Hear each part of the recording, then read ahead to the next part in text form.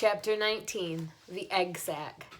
Next morning, when the first light came into the sky and the sparrows stirred in the trees, when the cows rattled their chains and the rooster crowed and the early automobiles went whispering along the road, Wilbur awoke and looked for Charlotte. He saw her up overhead in a corner near the back of his pen. She was very quiet. Her 8 legs were spread wide. She seemed to have shrunk during the night. Next to her, attached to the ceiling, Wilbur saw a curious object. It was a sort of sack or cocoon. It was peach-colored and looked as though it were made of cotton candy. "Are you awake, Charlotte?" he said softly. "Yes," came the answer. "What is that nifty little thing? Did you make it?" "I did indeed," replied Charlotte in a weak voice. "Is it a plaything?" "Plaything? I should say not. It is my egg sack, my magnum opus." "I don't know what a magnum opus is," said Wilbur. "That's Latin," explained Charlotte. "It means great work. This egg sack is my great work, the finest thing I have ever made." "What's inside it?" asked Wilbur. "Eggs?" 514 of them, she replied. 514, said Wilbur. "You're kidding." "No, I'm not. I counted them. I got started counting, so I kept on, just to keep my mind occupied." "It's a perfectly beautiful egg sack," said Wilbur, feeling as happy as though he had constructed it himself. "Yes, it is pretty," replied Charlotte, patting the sack with her 2 front legs. "Anyway, I can guarantee that it is strong. I made it out of the toughest material I have. It's also waterproof. The eggs are inside and will be warm and dry." "Charlotte," said Wilbur dreamily, "are you really going to have 514 children?" "If nothing happens, yes," she said. "Of course, they won't show up till next spring." Wilbur noticed that Charlotte's voice sounded sad. "What makes you sound so downhearted? I should think you'd be terribly happy about this." "Oh, don't pay any attention to me," said Charlotte. "I just don't have much pep anymore. I guess I feel sad because I won't ever see my children." "What do you mean you won't see your children? Of course you will. We'll all see them. It's going to be simply wonderful next spring in the barn cellar with 514 baby spiders running around all over the place. And the geese will have a new set of goslings, and the sheep will have their new lambs." "Maybe," said Charlotte quietly. "However, I have a feeling I'm not going to see the results of last night's efforts. I don't feel good at all. I think I'm languishing, to tell you the truth." Wilbur didn't understand the word languish, and he hated to bother Charlotte by asking her to explain, but he was so worried he felt he had to ask. "What does languishing mean?" "It means I'm slowing up, feeling my age. I'm not young anymore, Wilbur, but I don't want you to worry about me. This is your big day today. Look at my web. Doesn't it show up well with the dew on it?" Charlotte's web never looked more beautiful than it looked this morning. Each strand held dozens of bright drops of early morning dew. The light from the eaves struck it and made it all plain and clear. It was a perfect piece of designing and building. In another hour or two, a steady stream of people would pass by, admiring it and reading it and looking at Wilbur and marveling at the miracle. As Wilbur was studying the web, a pair of whiskers and a sharp face appeared. Slowly, Templeton dragged himself across the pen and threw himself down in a corner. "I'm back," he said in a husky voice. "What a night." The rat was swollen to twice his normal size. His stomach was as big around as a jelly jar. "What a night," he repeated hoarsely. "That's a big belly." "What feasting and carousing! A real gorge. I must have eaten the remains of 30 lunches. Never have I seen such leavings, and everything well ripened and seasoned with the passage of time and the heat of the day. Oh, it was rich, my friends, rich." "You ought to be ashamed of yourself," said Charlotte in disgust. "It would serve you right if you had an acute attack of indigestion." "Don't worry about my stomach," snarled Templeton. "It can handle anything. And by the way, I've got some bad news. As I came past that pig next door, the one that calls himself Uncle, I noticed a blue tag on the front of his pen. That means he has won first prize. I guess you're licked, Wilbur. You might as well relax. Nobody's going to hang any medal on you. Furthermore, I wouldn't be surprised if Zuckerman changes his mind about you. Wait till he gets hankering for some fresh pork and smoked ham and crisp bacon. He'll take the knife to you, my boy." Be still, Templeton, said Charlotte. You're too stuffed and bloated to know what you're saying. Don't pay any attention to him, Wilbur. Wilbur tried not to think about what the rat had just said. He decided to change the subject. Templeton, said Wilbur, if you weren't so dopey, you would have noticed that Charlotte has made an egg sac. She's going to become a mother. For your information, there are 514 eggs in that peachy little sack. Is this true? Asked the rat, eyeing the sack suspiciously. Yes, it's true, sighed Charlotte. Congratulations, murmured Templeton. This has been a night. He closed his eyes, pulled some straw over himself, and dropped off into a deep sleep. Wilbur and Charlotte were glad to be rid of him for a while. At 9 o'clock, Mr. Arable's truck rolled into the fairgrounds and came to a stop at Wilbur's pen. Everybody climbed out. Look, cried Fern. Look at Charlotte's web. Look what it says. The grown-ups and the children joined hands and stood there, studying the new sign. Humble, said Mr. Zuckerman. Now, isn't that just the word for Wilbur? Everybody rejoiced to find the miracle of the web had been repeated. Wilbur gazed up lovingly into their faces. He looked very humble and very grateful. Fern winked at Charlotte. Lurvy soon got busy. He poured a bucket of warm slops in the trough, and while Wilbur ate his breakfast, Lurvy scratched him gently with a smooth stick. Wait a minute, cried Avery. Look at this. He pointed to the blue tag on Uncle's pen. This pig has won first prize already. The Zuckermans and the Arables stared at the tag. Mrs. Zuckerman began to cry. Nobody said a word. They just stared at the tag. Then they stared at Uncle. Then they stared at the tag again. Lurvy took out an enormous handkerchief and blew his nose very loud. So loud, in fact, that the noise was heard by stable boys over at the horse barn. Can I have some money? Asked Fern. I want to get out on the midway. You stay right where you are, said her mother. Tears came to Fern's eyes. What's everybody crying about? Asked Mr. Zuckerman. Let's get busy. Edith, bring the buttermilk. Mrs. Zuckerman wiped her eyes with her handkerchief. She went to the truck and came back with a gallon jar of buttermilk. Bath time, said Zuckerman cheerfully. He and Mrs. Zuckerman and Avery climbed into Wilbur's pen. Avery slowly poured buttermilk on Wilbur's head and back, and as it trickled down his sides and cheeks, Mr. and Mrs. Zuckerman rubbed it into his hair and skin. Passers-by stopped to watch. Pretty soon, quite a crowd had gathered. Wilbur grew beautifully white and smooth. The morning sun shone through his pink ears. He isn't as big as that pig next door, remarked one bystander, but he's cleaner. That's what I like. So do I, said another man. He's humble, too, said a woman, reading the sign on the web. Everybody who visited the pig pen had a good word to say about Wilbur. Everyone admired the web. And of course, nobody noticed Charlotte. Suddenly, a voice was heard on the loudspeaker. Attention, please, it said. Will Mr. Homer Zuckerman bring his famous pig to the judge's booth in front of the grandstand? A special award will be made there in 20 minutes. Everyone is invited to attend. Crate your pig, please, Mr. Zuckerman, and report to the judge's booth promptly. For a moment after this announcement, the Arables and the Zuckermans were unable to speak or move. Then Avery picked up a handful of straw and threw it high in the air and gave a loud yell. The straw fluttered down like confetti into Fern's hair. Mr. Zuckerman hugged Mrs. Zuckerman. Mr. Arable kissed Mrs. Arable. Avery kissed Wilbur. Lurvy shook hands with everybody. Fern hugged her mother. Avery hugged Fern. Mrs. Arable hugged Mrs. Zuckerman. Up overhead in the shadows of the ceiling, Charlotte crouched unseen, her front legs encircling her egg sac. Her heart was not beating as strongly as usual, and she felt weary and old, but she was sure at last that she had saved Wilbur's life, and she felt peaceful and contented. We have no time to lose, shouted Mr. Zuckerman. Lurvy, help with the crate. Can I have some money? Asked Fern. You wait, said Mrs. Arable. Can't you see everybody's busy? Put that empty buttermilk jar into the truck, commanded Mr. Arable. Avery grabbed the jar and rushed to the truck. Does my hair look all right? Asked Mrs. Zuckerman.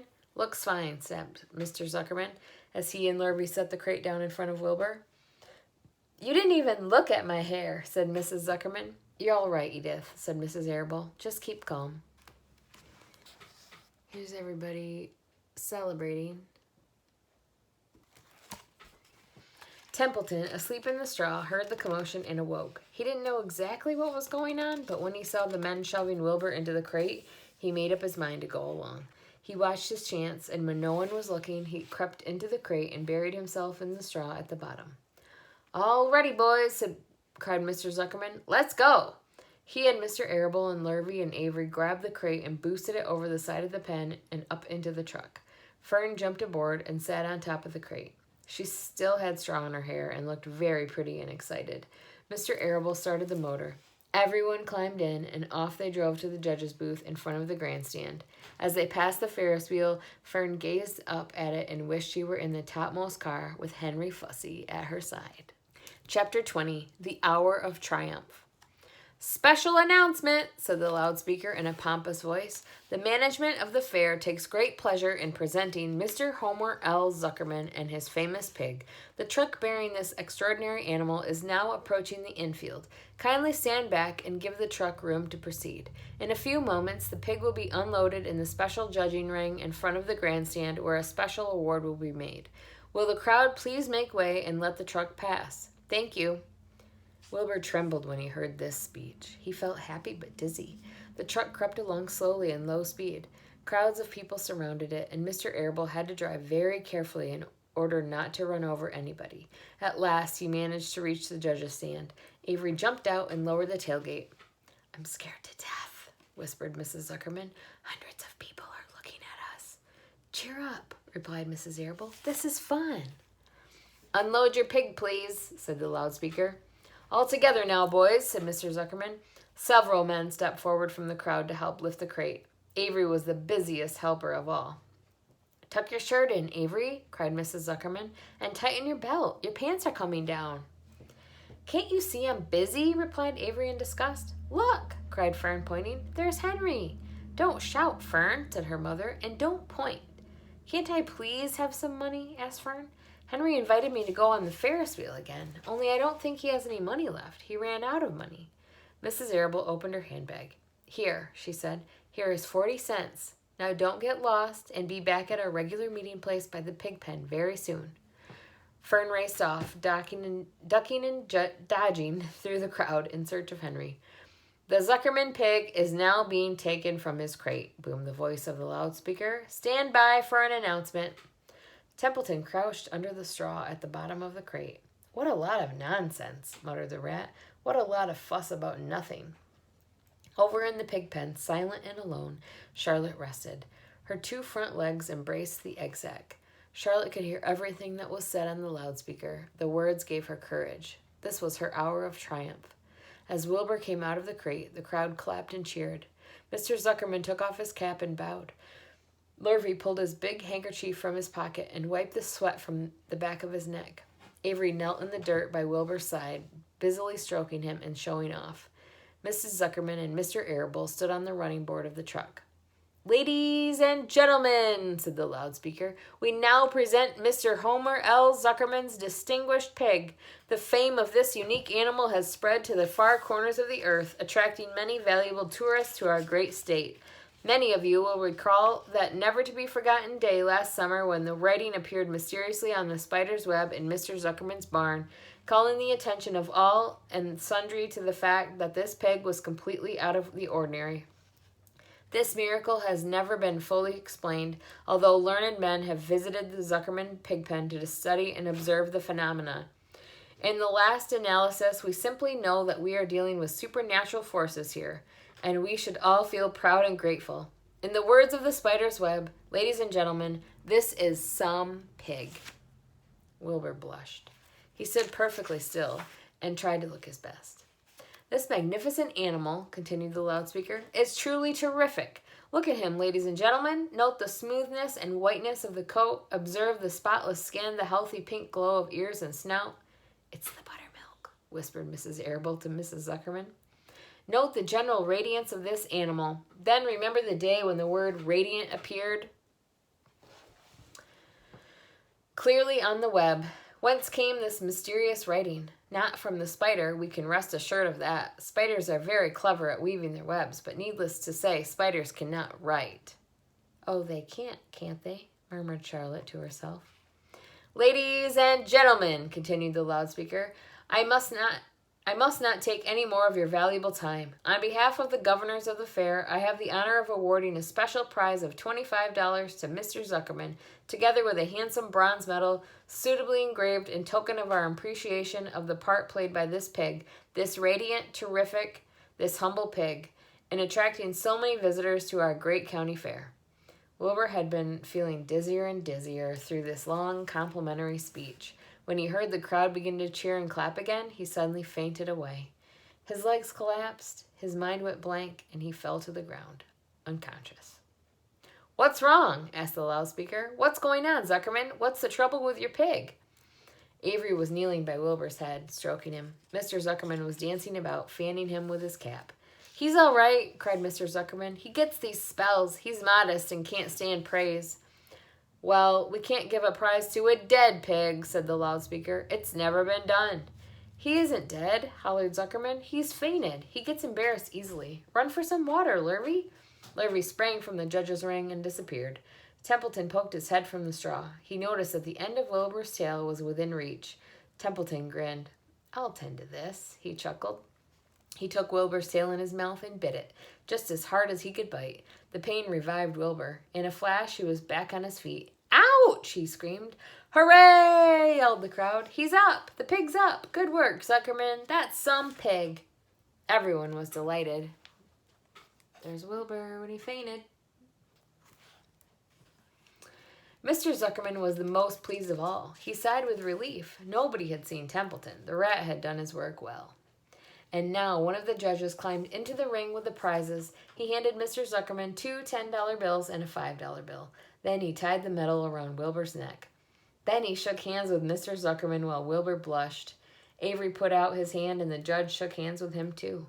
The crowd cheered. The photographer took Wilbur's picture. A great feeling of happiness swept over the Zuckermans and the Arables. This was the greatest moment in Mr. Zuckerman's life. It is deeply satisfying to win a prize in front of a lot of people. As Wilbur was being shoved back into the crate, Lurvy came charging through the crowd carrying a pail of water. His eyes had a wild look. Without hesitating a second, he dashed the water at Wilbur. In his excitement, he missed his aim, and the water splashed all over Mr. Zuckerman and Avery. They got soaking wet. "For goodness sakes!" bellowed Mr. Zuckerman, who was really drenched. "What ails you, Lurvy? Can't you see the pig is all right?" "You asked for water," said Lurvy meekly. "I didn't ask for a shower bath," said Mr. Zuckerman. The crowd roared with laughter. Finally, Mr. Zuckerman had a laugh too. Here they are, receiving the prize. He's got a medal. And of course, Avery was tickled to find himself so wet, and he immediately started to act like a clown. He pretended he was taking a shower bath. He made faces and danced around and rubbed imaginary soap under his armpits. Then he dried himself with an imaginary towel.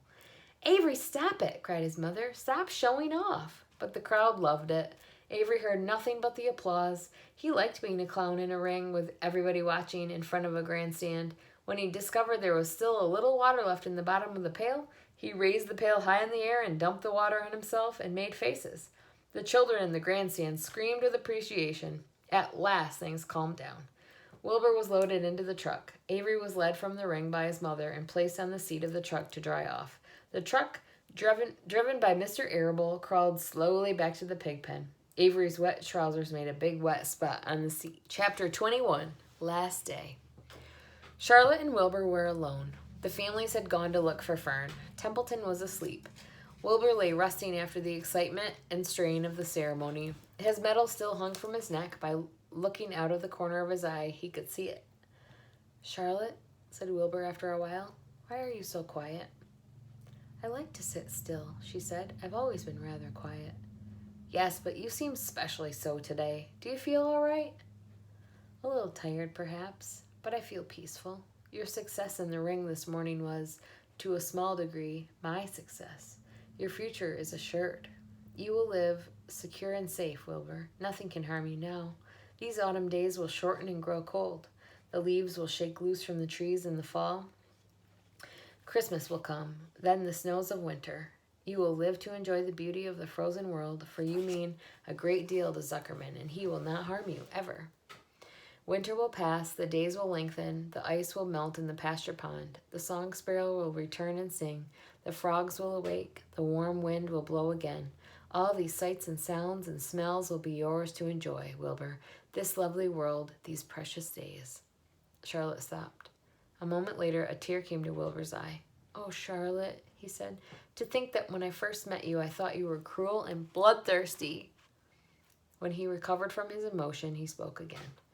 Why did you do all of this for me? He asked. I don't deserve it. I've never done anything for you. You have been my friend, replied Charlotte. That in itself is a tremendous thing. I wove my webs for you because I liked you. After all, what's a life anyway? We're born, we live a little, we die. A spider's life can't help being something of a mess, with all this trapping and eating flies. By helping you, perhaps I was trying to lift up my life a trifle. Heaven knows anyone's life can stand a little of that. Well, said Wilbur, I'm no good at making speeches. I haven't got your gift for words, but you have saved me, Charlotte, and I would gladly give my life for you. I really would. I'm sure you would, and I thank you for your generous sentiments. Charlotte, said Wilbur, we're all going home today. The fair is almost over.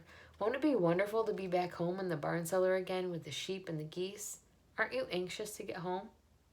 For a moment, Charlotte said nothing. Then she spoke in a voice so low, Wilbur could hardly hear the words. I will not be going back to the barn, she said. Wilbur leapt to his feet. Not going back? He cried. Charlotte, what are you talking about? I'm done for, she replied. In a day or two, I'll be dead. I haven't even strength enough to climb down into the crate. I doubt if I have enough silk in my spinnerets to lower me to the ground. Hearing this, Wilbur threw himself down in an agony of pain and sorrow. Great sobs racked his body. He heaved and grunted with desolation. Charlotte, he moaned. Charlotte, my true friend. Come now, let's not make a scene, said the spider. Be quiet, Wilbur. Stop thrashing about. But I can't stand it, shouted Wilbur. I won't leave you here to die alone. If you're going to stay here, I shall stay too. Don't be ridiculous, said Charlotte. You can't stay here. Zuckerman and Lurvy and John Arable and the others will be back any minute now, and they'll shove you into that crate and away you'll go. Besides, it wouldn't make any sense for you to stay. There would be no one to feed you. The fairgrounds will be soon empty and deserted. Wilbur was in a panic. He raced around and around the pen. Suddenly he had an idea. He thought of the egg sack and the 514 little spiders that would hatch in the spring. If Charlotte herself was unable to go home to the barn, at least he must take her children along. Wilbur rushed to the front of his pen. He put his feet up on the top board and gazed around. In the distance, he saw the Arables and the Zuckermans approaching. He knew he would have to act quickly. Where's Templeton? He demanded. He's in that corner, under the straw, asleep, said Charlotte. Wilbur rushed over, pushed his strong snout under the rat, and tossed him into the air. Templeton! Screamed Wilbur. Pay attention! The rat, surprised out of a sound sleep, looked first dazed, then disgusted. What kind of monkey shine is this? He growled. Can't a rat catch a wink of sleep without being rudely popped into the air? Listen to me, cried Wilbur. Charlotte is very ill. She has only a short time to live. She cannot accompany us home because of her condition. Therefore, it is absolutely necessary that I take her egg sack with me. I can't reach it, and I can't climb. You are the only one that can get it. There's not a second to be lost. The people are coming. They'll be here in no time. Please, please, Templeton, climb up and get the egg sack. The rat yawned. He straightened his whiskers. Then he looked up at the egg sack.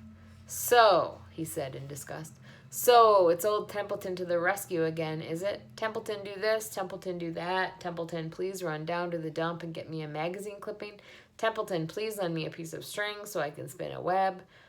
Oh, hurry, said Wilbur. Hurry up, Templeton. But the rat was in no hurry. He began imitating Wilbur's voice. So it's, hurry up, Templeton, is it? He said. Ho, ho, and what thanks do I ever get for these services, I would like to know? Never a kind word for old Templeton, only abuse and wisecracks and side remarks. Never a kind word for a rat. Templeton, said Wilbur in desperation, if you don't stop talking and get busy, all will be lost, and I will die of a broken heart. Please climb up. Templeton lay back in the straw. Lazily, he placed his forepaws behind his head and crossed his knees in an attitude of complete relaxation. Die of a broken heart, he mimicked. How touching. My. I notice that it's always me you come to when in trouble. But I've never heard of anyone's heart breaking on my account. Oh no, who cares anything about old Templeton? Get up, screamed Wilbur. Stop acting like a spoiled child. Templeton grinned and lay still. Who made trip after trip to the dump? He asked. Why, it was old Templeton. Who saved Charlotte's life by scaring that Arable boy away with a rotten goose egg? Bless my soul, I believe it was old Templeton. Who bit your tail and got you back on your feet this morning after you had fainted in front of the crowd? Old Templeton. Has it ever occurred to you that I'm sick of running errands and doing favors? What do you think I am, anyway, a rat of all work? Wilbur was desperate. The people were coming. The rat was failing him. Suddenly he remembered Templeton's fondness for food. Templeton, he said, I will make you a solemn promise. Get Charlotte's egg sack for me, and from now on I will let you eat first when Lurvy slaps me. I will let you have your choice of everything in the trough, and I won't touch a thing until you're through. The rat sat up. You mean that? He said. I promise. I cross my heart.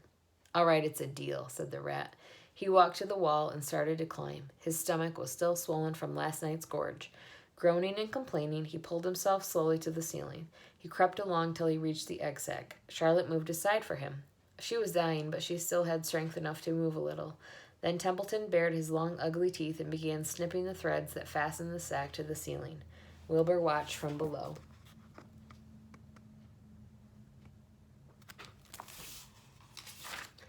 Use extreme care, he said. I don't want a single one of those eggs harmed. This stuff sticks in my mouth, complained the rat. It's worse than caramel candy.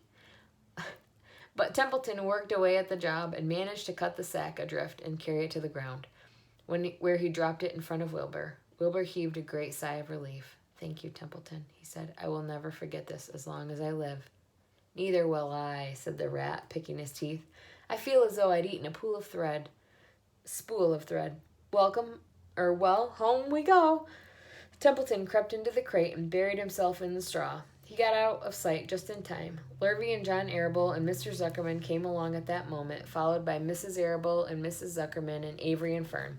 Wilbur had already decided how he would carry the egg sack. There was only one way possible. He carefully took the little bundle in his mouth and held it there on the top of his tongue. He remembered what Charlotte had told him, that the sack was waterproof and strong. It felt funny on his tongue and made him drool a bit. And of course he didn't say anything. But he couldn't say anything. But as he was being shoved into the crate, he looked up at Charlotte and gave her a wink. She knew he was saying goodbye in the only way he could. And she knew her children were safe. Goodbye, she whispered. Then she summoned all her strength and waved one of her front legs at him. She never moved again. Next day, as the Ferris wheel was being taken apart and the racehorses were being loaded into vans and the entertainers were packing up their belongings and driving away in their trailers, Charlotte died. The fairgrounds were soon deserted. The sheds and buildings were empty and forlorn. The infield was littered with bottles and trash. Nobody of the hundreds of people that had visited the fair knew that a gray spider had played the most important part of all. No one was with her when she died. Last chapter, chapter 22, A Warm Wind. And so Wilbur came home to his beloved manure pile in the barn cellar. His was a strange homecoming. Around his neck he wore a Medal of Honor. In his mouth he held a sack of spider eggs. There is no place like home, Wilbur thought, as he placed Charlotte's 514 unborn children carefully in a safe corner. The barn smelled good. His friends and the sheep and the geese were glad to see him back. The geese gave him a noisy welcome. Congratulations, they cried. Nice work. Mr. Zuckerman took the medal from Wilbur's neck and hung it on a nail over the pig pen, where visitors could examine it. Wilbur himself could look at it whenever he wanted to. In the days that followed, he was very happy. He grew to a great size. He no longer worried about being killed, for he knew that Mr. Zuckerman would keep him as long as he lived. Wilbur often thought of Charlotte. A few strands of her old web still hung in the doorway. Every day Wilbur would stand and look at the torn, empty web, and a lump would come to his throat. No one had ever had such a great friend, so affectionate, so loyal, so skillful. The autumn days grew shorter. Lurvy brought the squashes and pumpkins in from the garden and piled them on the barn floor, where they wouldn't get nipped on frosty nights. The maples and birches turned bright colors, and the wind shook them, and they dropped their leaves one by one to the ground. Under the wild apple trees in the pasture, the red little apples lay thick on the ground, and the sheep gnawed them, and the geese gnawed them, and the foxes came in the night and sniffed them. One evening, just before Christmas, snow began falling. It covered house and barn and fields and woods. Wilbur had never seen snow before. When morning came, he went out and plowed the drifts in his yard for the fun of it. Fern and Avery arrived, dragging the sled. They coasted down the lane and out onto the frozen pond in the pasture. Coasting is the most fun there is, said Avery. The most fun there is, retorted Fern, is when the Ferris wheel stops and Henry and I are in the top car and Henry makes the car swing and we can see everything for miles and miles and miles. Goodness, are you still thinking about that old Ferris wheel? Said Avery in disgust. The fair was weeks and weeks ago. I think about it all the time, said Fern, picking snow from her ear. After Christmas, the thermometer dropped to 10 below zero. Cold settled on the world. The pasture was bleak and frozen. The cows stayed in the barn all the time now, except on sunny mornings when they went out and stood in the barnyard in the lee of the straw pile.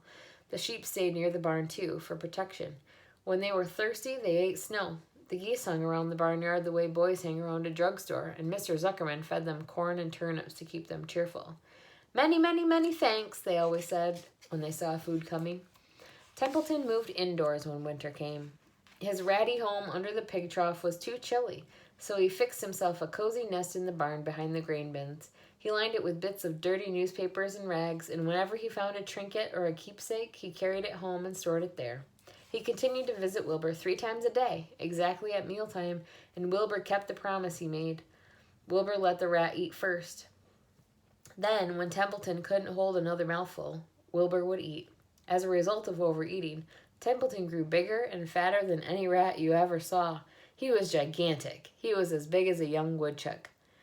The old sheep spoke to him about his size one day. You would live longer, said the old sheep, if you ate less. He's so big. Who wants to live forever? Sneered the rat. I am naturally a heavy eater, and I get untold satisfaction from the pleasures of the feast. He patted his stomach, grinned at the sheep, and crept upstairs to lie down. All winter, Wilbur watched over Charlotte's egg sack as though he were guarding his own children. He had scooped out a special place in the manure for the sack, next to the board fence. On very cold nights, he lay so that his breath would warm it. For Wilbur, nothing in life was so important as this small round object. Nothing else mattered. Patiently, he awaited the end of winter and the coming of the little spiders. Life is always a rich and steady time when you are waiting for something to happen or to hatch. The winter ended at last. I heard the frogs today, said the old sheep one evening. Listen, you can hear them now. Wilbur stood still and cocked his ears. From the pond, in shrill chorus, came the voices of hundreds of little frogs. Springtime, said the old sheep thoughtfully. Another spring. As she walked away, Wilbur saw a new lamb following her. It was only a few hours old. The snow melted and ran away. The streams and ditches bubbled and chattered with rushing water. A sparrow with a streaky breast arrived and sang. The light strengthened, and the mornings came sooner. Almost every morning there was another new lamb in the sheepfold. The goose was sitting on 9 eggs. The sky seemed wider and warm wind blew. The last remaining strands of Charlotte's old web floated away and vanished. One fine sunny morning after breakfast, Wilbur stood watching his precious sack. He wasn't thinking of anything much. As he stood there, he noticed something move. He stepped closer and stared. A tiny spider crawled from the sack. It was no bigger than a grain of sand, no bigger than the head of a pin. Its body was gray with a black stripe underneath. Its legs were gray and tan. It looked just like Charlotte. Wilbur trembled all over when he saw it. The little spider waved at him.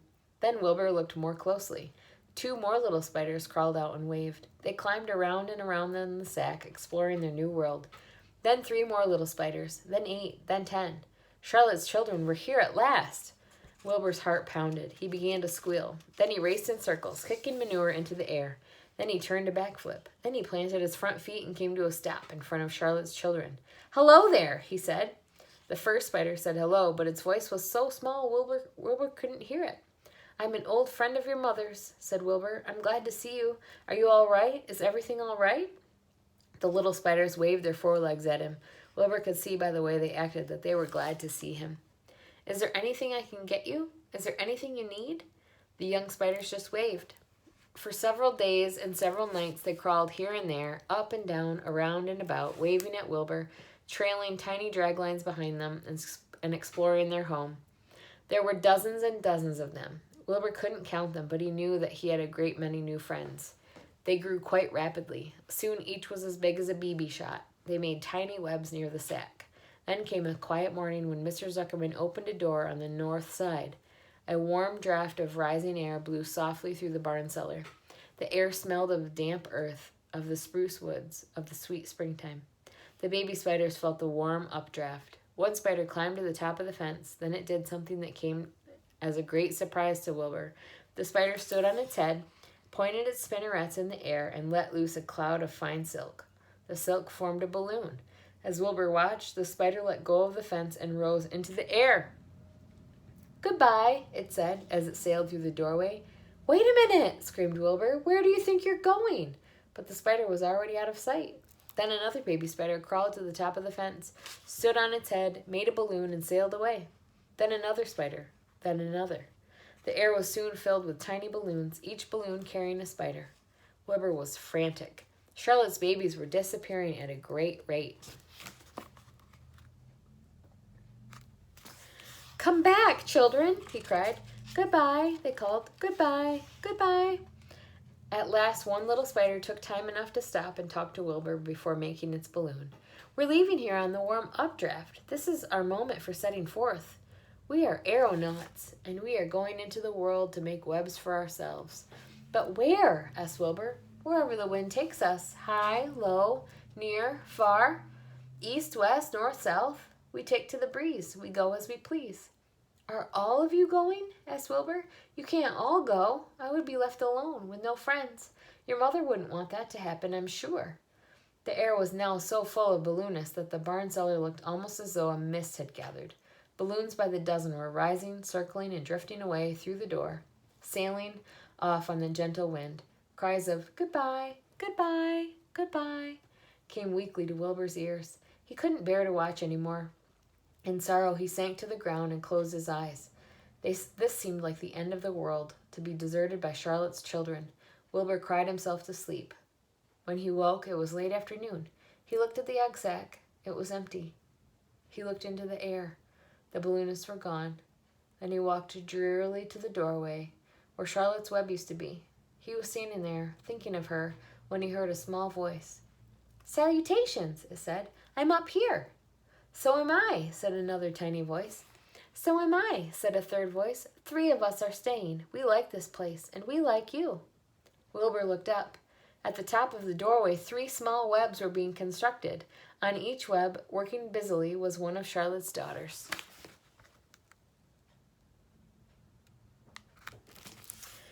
"Can I take this to mean," asked Wilbur, "that you have definitely decided to live here in the barn cellar, and that I'm going to have 3 friends?" "You can indeed," said the spiders. "What are your names, please?" asked Wilbur, trembling with joy. "I'll tell you my name," replied the first little spider, "if you'll tell me why you are trembling." "I'm trembling with joy," said Wilbur. "Then my name is Joy," said the first spider. "What was my mother's middle initial?" asked the second spider. "A," said Wilbur. "Then my name is Arania," said the spider.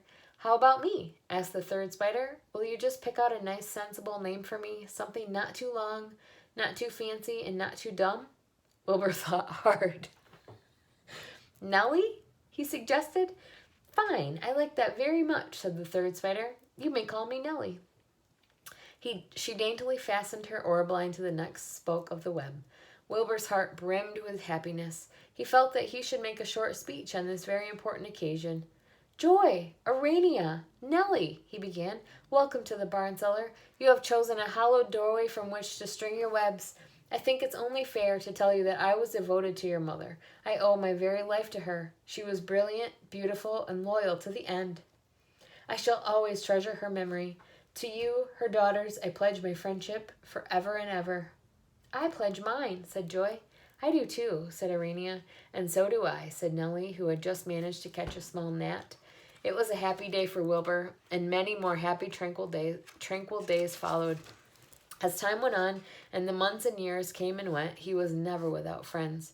Fern did not come regularly to the barn anymore. She was growing up and was careful to avoid childish things like sitting on a milk stool near a pig pen. But Charlotte's children and grandchildren and great-grandchildren, year after year, lived in the doorway. Each spring there were new little spiders hatching out to take the place of the old. Most of them sailed away on their balloons, but always 2 or 3 stayed and set up housekeeping in the doorway. Mr. Zuckerman took fine care of Wilbur all the rest of his days, and the pig was often visited by friends and admirers, for nobody ever forgot the year of his triumph and the miracle of the web. Life in the barn was very good. Night and day, winter and summer, spring and fall, dull days and bright days. It was the best place to be, thought Wilbur. This warm, delicious cellar with the garrulous geese, the changing seasons, the heat of the sun, the passage of swallows, the nearness of rats, the sameness of sheep, the love of spiders, the smell of manure, and the glory of everything. Wilbur never forgot Charlotte. Although he loved her children and grandchildren dearly, none of the new spiders ever quite took her place in his heart. She was in a class by herself. It is not often that someone comes along who is a true friend and a good writer. Charlotte was both. The end.